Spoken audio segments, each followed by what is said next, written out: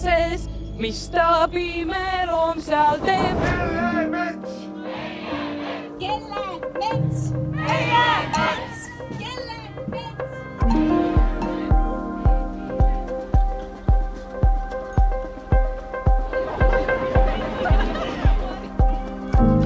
Ma võtan teie ees mütsi maha.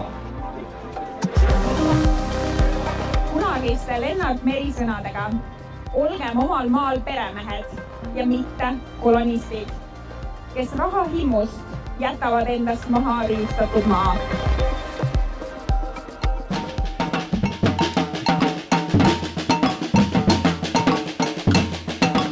Kelle mets? Meie mets! Kelle mets? Meie mets!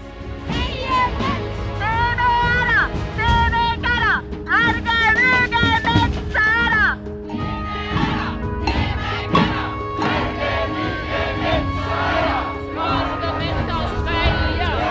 Ja küsimus pole mu jaoks metsa majandamises, metsa majandamise vajadust või isegi kohatises lageraies, vaid selles, kuidas metsi raiutakse. Küsimus on selles, et raiemaastik meenutab vaid pommitatud linna. Liig intensiivne raiumine teeb meid iga aastaga vaesemaks.